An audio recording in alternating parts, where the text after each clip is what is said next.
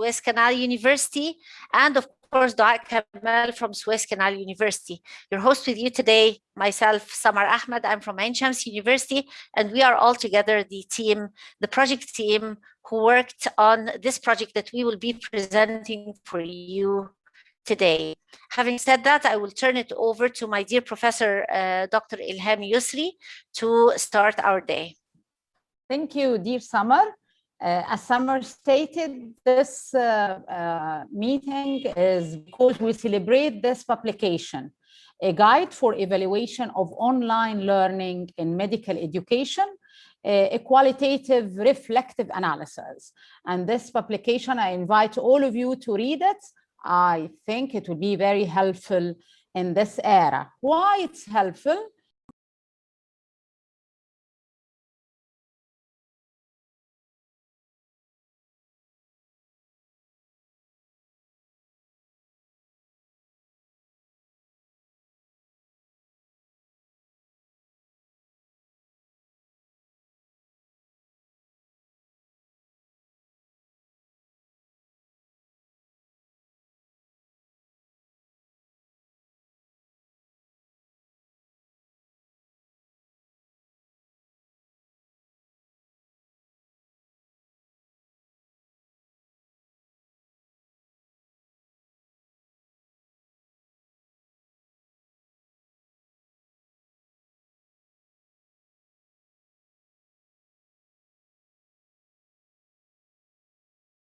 Can we shift, please? Because I like this inspirational quote. Nelson Mandela stated years ago, education is the most powerful weapon which you can use to change the world. And definitely, we want to change the world.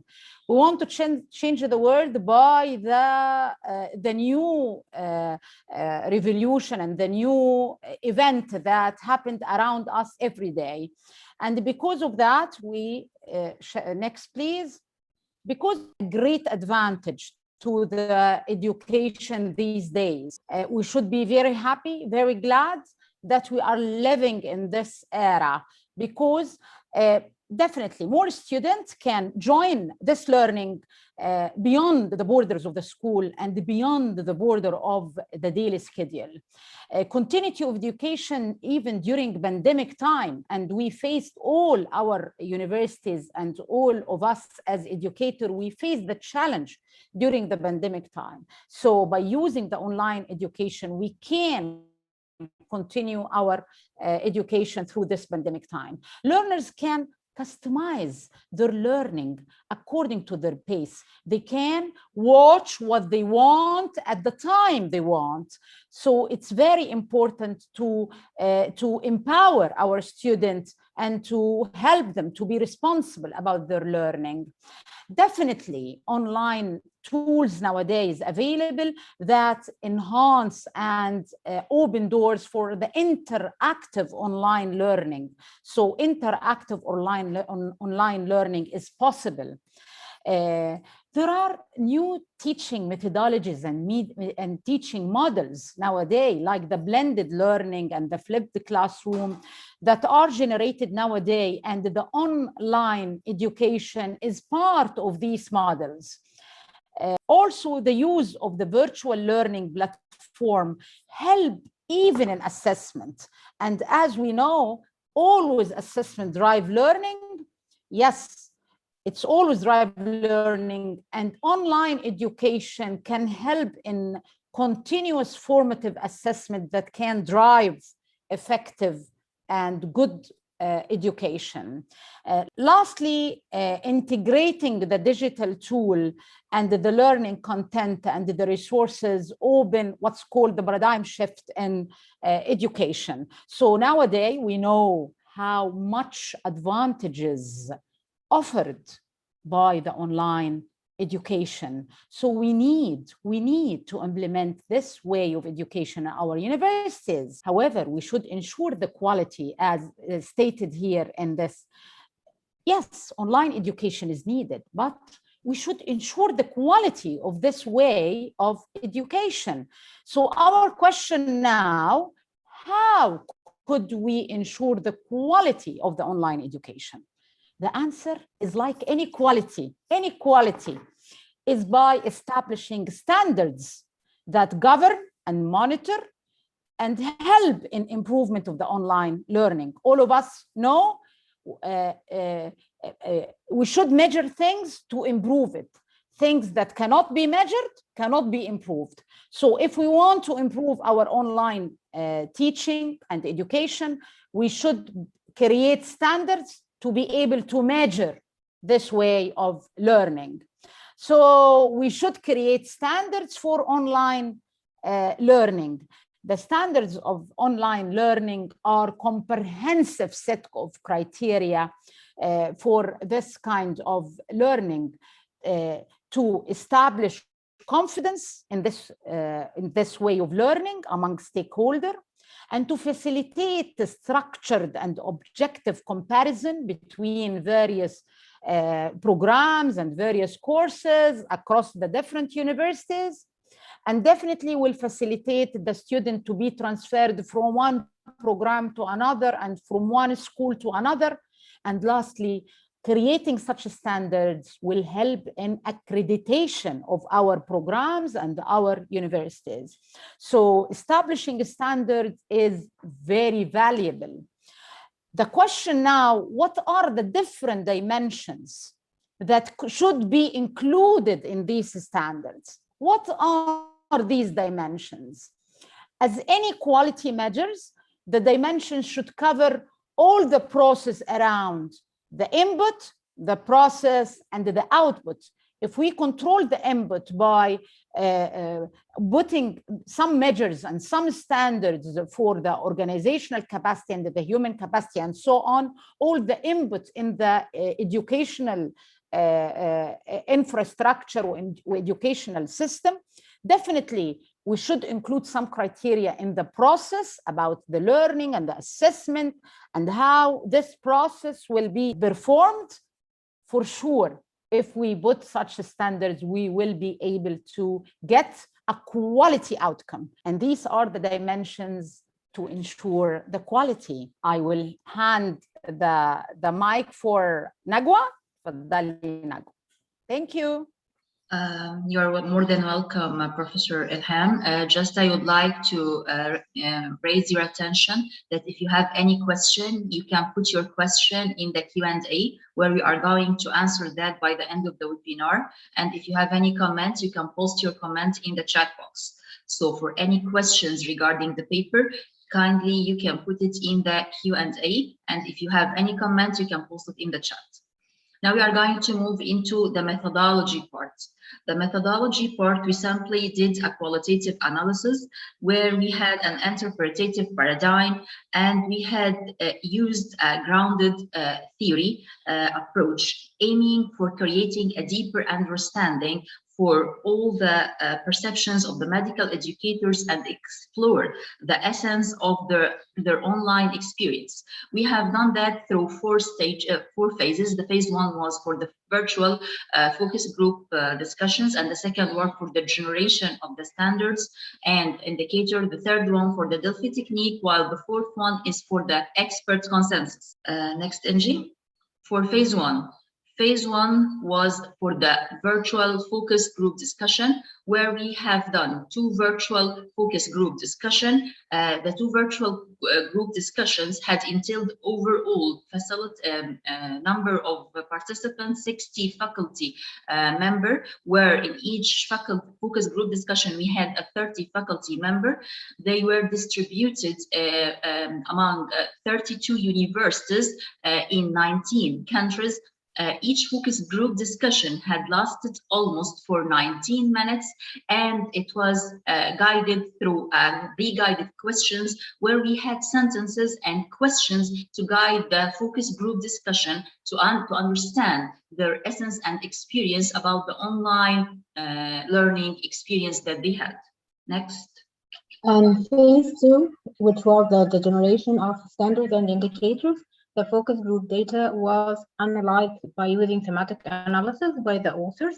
The themes were interpreted to identify the descriptors of best practice in online learning, and the saturation was confirmed by the authors after 3 virtual meetings. Each one lasts for 3 hours. Okay, so for the results of phase one, which is the thematic analysis of the focus group contributions, we found that the focus group generated 9 themes that emerged from analyzing the participant contributions in the focus groups. The themes are as follows. Next, please. So first theme was the role and attributes of the leaders for successful online learning. Actually, there should be leaders who are able to set rules and be decisive, especially in the time of crisis. Theme 2 was the resources needed to conduct a successful online learning. It's important actually to have suitable and to allocate suitable resources for online learning. They like the modern learning management systems and other digital communication tools. Theme 3 is about the institutional bylaws. The bylaws actually of the education institutions were devised for face-to-face education. So now it should be revised for the online education. Actually, not only the institutional bylaws, but actually the institutional missions and mission and vision. Theme 4 was about key points to consider while shifting face-to-face to online format. The most important one of this is the faculty development and students orientation, because actually this is a new paradigm for them. Theme 5 was the creating a motivating and engaging environment in online learning to motivate and engage both students and faculty. Theme 6 was about criteria of effective online assessment. Actually, assessment is an important issue in the education process, and it's very important to focus on assessment when you shift to online learning. It's important to be able to ensure the characteristics of good assessment, like the validity, reliability, accessibility, and so on for the online assessment. Theme 7 was about the criteria of online learning evaluation. Actually, there should be like a comprehensive model of evaluation because of the complexity actually of the online learning. The example of the best models is the CIPP, or the context input process and product model. Theme 8 was about the important questions, important evaluation questions that I can use with the CIPP model. The questions, the important questions should address the evidence to prove learning, student and staff satisfaction, management system analytics, faculty development, student interaction, and student motivation. Okay, so Dr. Amira, well, I think said that my voice is too low. Okay, sorry for that. I don't know. Anyway, for the ninth and last theme is the faculty, student, and administration attributes in online learning. Actually, faculty and students should be skillful in using online technology and online communication tools, and also the administration should be able to ensure quality in online learning. Thank you. As for the results of phase 2 and the thematic analysis of the focus group discussions produced 3 main quality areas. We used the contribution of our dear colleagues to come out with these 3 main quality areas, or identify the 3 main quality areas essential for good online learning practices. The first quality area is the organizational capacity, and the audience or participants developed 3 subcategories under organizational capacity, where they used describe the best practices under each sub-theme. The second one is the learning and assessment, and it also has its own sub-themes. And the last was human resources, and they identified indicators for students, faculty, and administrative staff. Our first quality area was the organizational capacity. So as example for the best practice under governance, school leadership is accountable and committed to support and lead the institution to delivering quality online education. This is the best practice. The resources for the online learning are allocated in a fair, reasonable manner that responds to the identified needs of the learners and the faculty. The organizational bylaws or regulations, bylaws clearly define the administrative issues, credit points, calculation, and the roles and responsibilities of the team members. For our second quality area, learning and assessment, the first sub-item is the program. The descriptor of the best practice is the program has a clear, robust design that respects the school vision, mission, and values, and that demonstrates a clear understanding of the nature of the required graduate attributes. The second sub-theme is course design, and our participants' descriptor of the best practice was that courses have a clear, robust design that respects the school vision, mission, and values with a clear distinction of the allocation of online teaching learning practices. For the course delivery, courses could be delivered in the safest and most accessible way, providing standardized learning opportunity. For the student assessment, to measure student achievement using multiple assessment methods that align with the learning objectives, instructional methods, data from assessment evaluated education. Sub-theme is evaluation. Educational monitoring and evaluation plans are available with clearly assigned evaluation questions, key performance indicators, and assigned personnel. The plan is implemented and the information it generates feeds into the educational replanning. Our last quality area is the human resources, and the descriptor of best practice under human resources is that the organization has personnel who can manage the educational process effectively and who are under continuous monitoring and development. This includes faculty, students, and administrative staff. Thank you very much. Now, after the thematic analysis of the focus group discussions and then generation of the standards and indicator, we use Delphi technique to get the consensus on the developed indicator and descriptors of best practice. We selected a panel of experts. These experts were selected based on their experience on online learning and the group with us. Then we developed a survey. This survey includes all the areas and the indicators. And then we piloted this survey on 5 respondents. After that, we sent this survey. Then we get their comments on the areas and indicators, and we modify our indicators based on their comments. Then we send them again this survey after modification to round 2 of experts until we get the consensus of the experts of the 100% of the panel of experts on 92% of the standards. After that, we're reaching to phase 4 expert opinion consensus session. We through a purpose sample of national and international experts on online learning, we use these experts who are in large experience of online learning. After that, we send them. We reach to 41 experts invited to this session for 1 day through virtual panel meeting. The goal was to reduce the range of responses and arrive at something closer to the expert consensus. Before their attendance, experts were given clear and written guidance on the objectives of this meeting and what is required from them during this panel, expert panel meeting, to review the standards of the quality of online learning and reaching to consensus about it. We're using in our study analyst triangulation to confirm and verify the conclusion drawn from this analysis.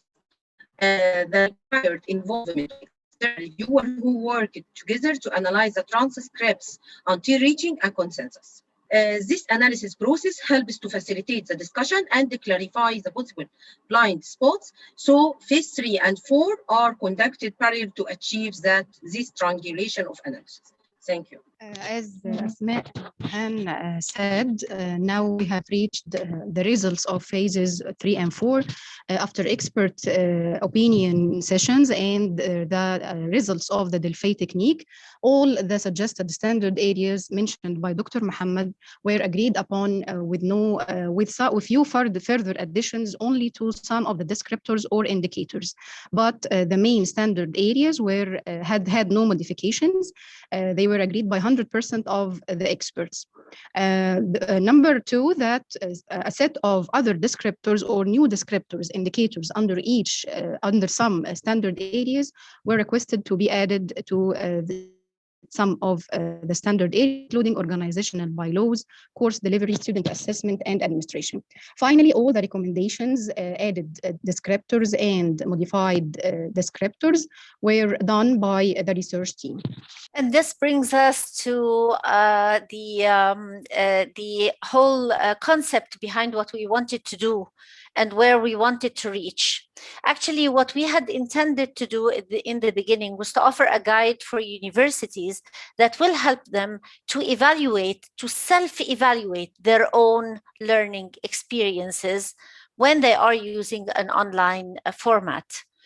What we came up with as a result of all this work that you heard of, which took around a year and a half, I think, to get to this stage, is that we identified this checklist. And this checklist, the checklist that we identified, and the end result of what we found. Angie, can you? Yes, thank you.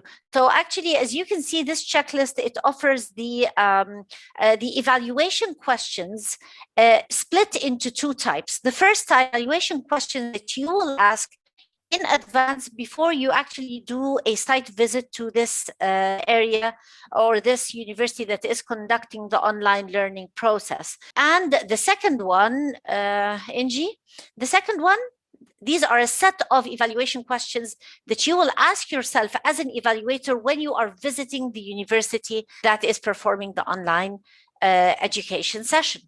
The third thing is that each of these has what we call evaluation collection, evidence collection methods, where we identified how exactly you as an evaluator, whether you are performing a self-assessment or a self-evaluation, or you are doing a peer evaluation for another university, what kind of data or what kind of evidence will you be looking for, and how exactly will you be retrieving it?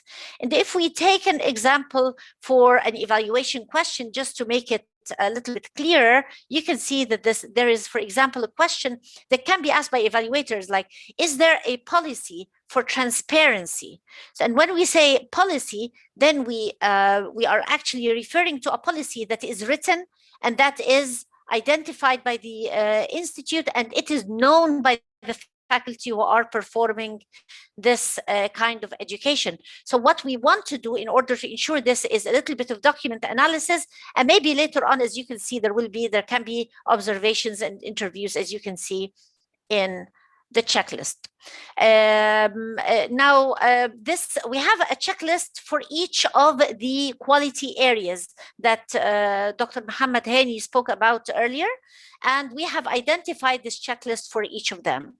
The coming step for us will be to be able to pilot this tool and actually get universities to use it. And this is something that we all want to try working on in the future and see where it will take us. Thank you so much. And I will turn it over to Nagwa to tell us a little bit about what we want from you. We would like to do, I had inserted in the chat the paper link with two hashtags. One is the hashtag for the higher education and one for the e-learning. We would like to use that via your Facebook or via your Twitter in order if you would like to ask any question, or if you would like to track our webinar series, or if you would like to have any question that you would like us to answer it. So we will appreciate if you can take it just right now and post it in any place, so that you can follow us and follow the tool upcoming steps by webinars and application of the tool.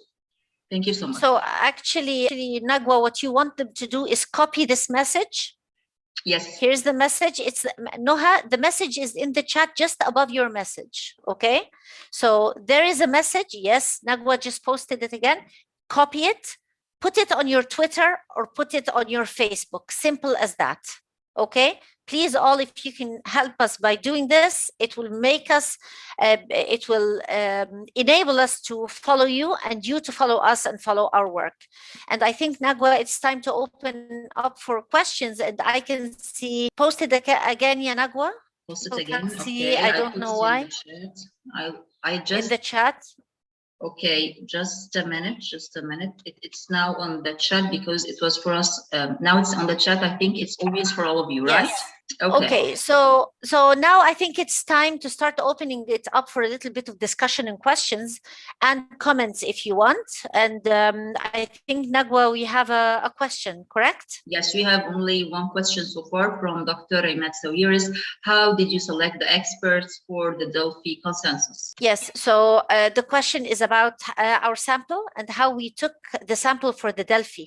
So I want to send this question out to, I think, Inji. Inji can talk to us a little bit about how we selected people for the Delphi. Okay, thank you for your questions. For the Delphi, we have selected the experts according to their experience in online learning, and they were shortlisted by the authors and sent them emails after preparing the survey on Google Form. The experts have a great experience in online learning, developed or conducted online programs, evaluated online programs, or work in the quality assurance process. I hope I answer your question. Yes, thank you so much. Thank you, Inji. Any other questions or comments? We will be happy to take comments if someone would like to raise their hand and someone wants to open a discussion in any area that we have discussed today.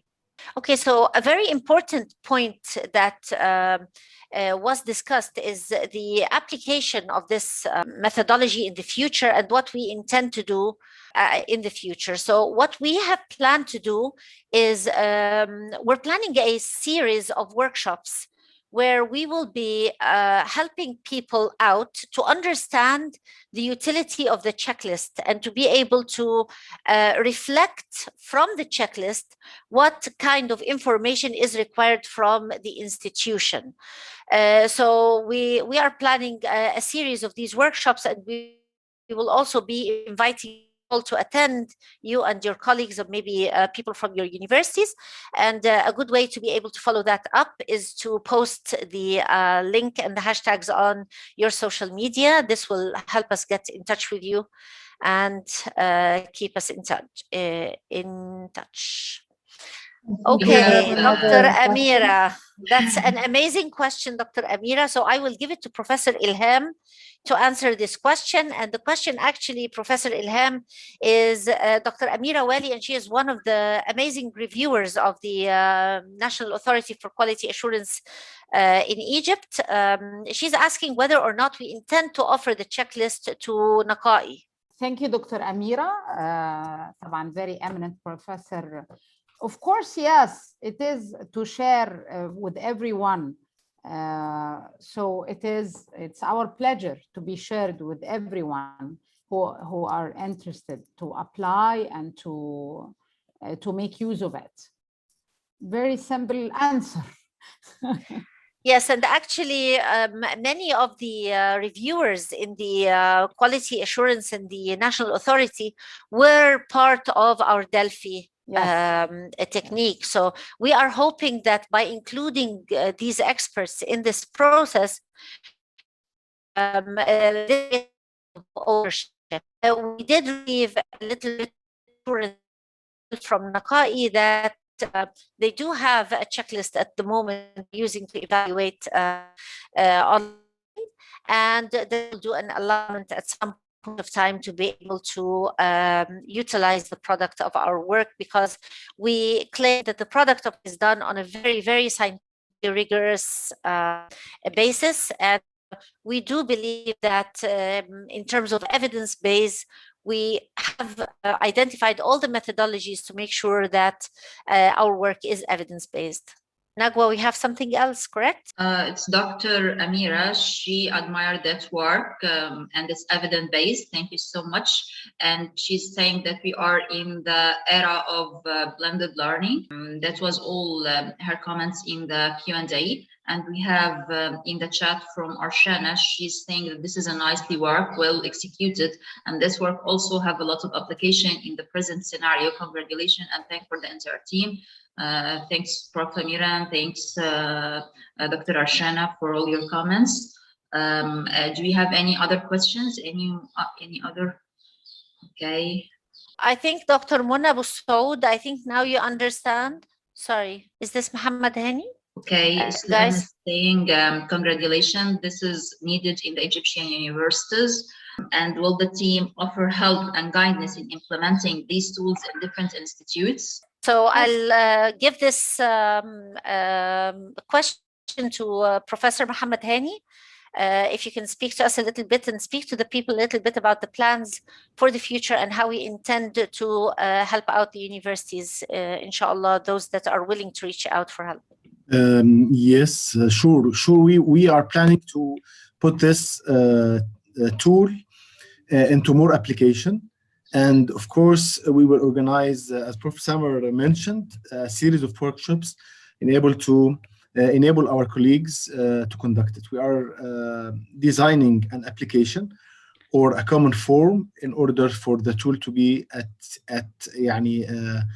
the most feasible and user-friendly shape, so everybody can use it. We can even pilot it and validate it more and more and improve it to serve the higher education in all Egyptian or the Middle Eastern medical schools, inshallah. I also want to highlight that in the very near future, our plan is to extend this study by working on an alignment study with the new WFME standards. And these are the newly formulated standards that have not been, they have not been approved yet, but they are in the process.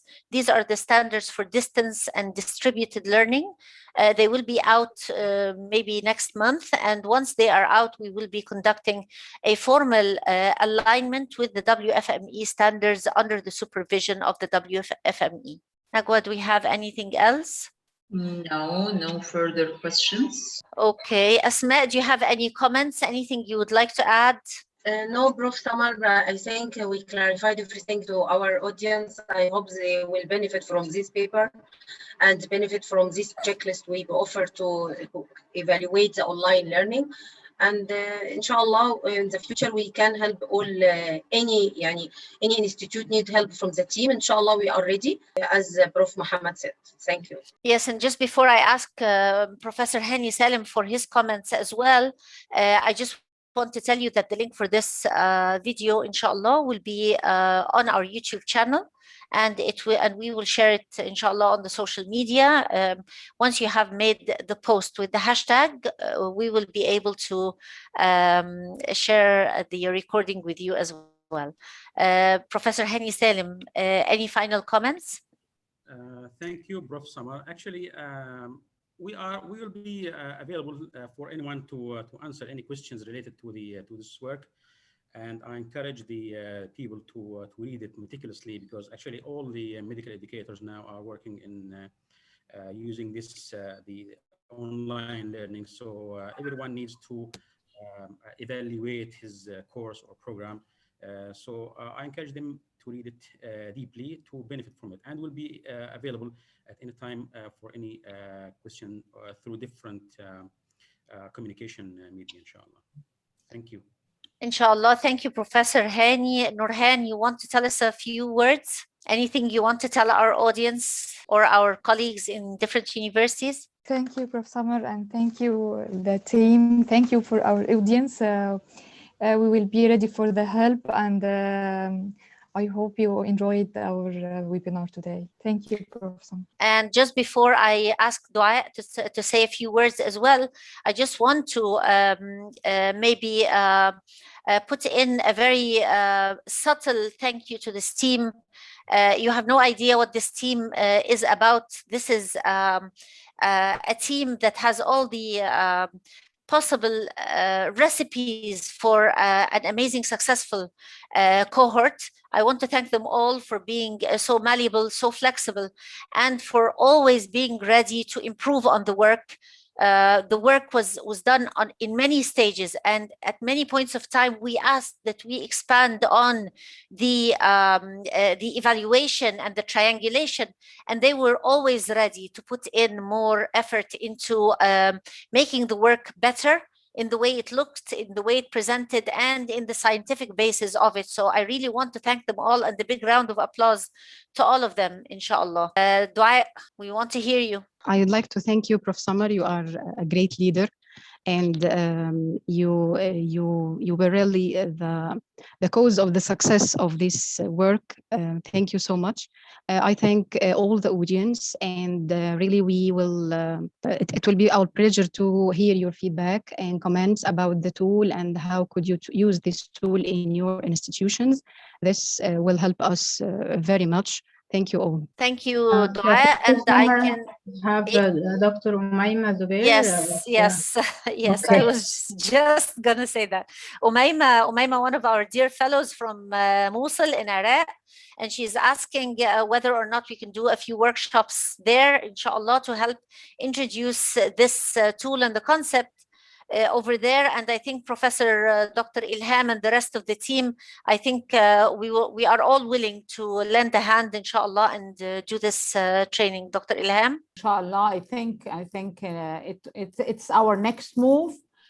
Series, as Samar and Dr. Muhammad Hani or Dr. Samar said, we will start to create and to plan for a series of workshops.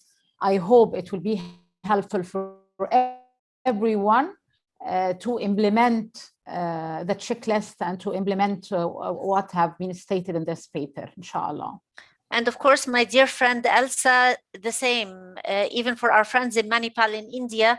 Yes, of course, we will be collaborating on this in the future. If you give us just a month, our online tool will be up and ready, and we will be ready, inshallah, to start doing the training phase of it. And you are all welcome to become a part of it at any point of time. Finally, I just want to give a final word to Nagwa. Just tell us a few words, Nagwa, and if any of you have anything else you want to share, do let us know. Nagwa. Thanks for the team. Thanks, Samar. Thanks for every person in this team. Thanks for all our attendees. I would like to encourage you to attend all our next webinars because attending the webinars and the workshops is the enrichment for our work, and it is the thing which highlights our path while we are doing this. So it's important that we exchange experience and to share our experience together in order for an improvement and doing a good, right change on the way. Thank you, everyone. Thank you, Professor Nagwa. Thank you so much. You've all been an amazing part of this team. NG, final words before we close. Thank you, Dr. Samar, and thanks all the team. I hope the paper is interesting to everyone and helpful. And we are more than ready to participate and help any institutions that would like to implement the questionnaire, the checklist. And thanks all the panelists, and thanks all the experts who helped us in developing this interesting and important manuscript. Thank you all and have a good day. Thank you all, guys, and have a great day. Final thing, please do cite our article whenever you are working in the area of online learning. Do remember to cite our article. It is a piece of work that was done by the whole world and not just by us. So please honor it by giving it the necessary citation. Professor Ilham, can you please close the session? Thank you so much for the great team. Thank you for the audience for giving some time of their precious time to attend. We hope our session were useful for everyone attending this session, and looking forward to meet you all in our further webinars and further workshop, inshallah. Thank you, and thank you for the great team. Fallon, you deserve very big applause. Thank you so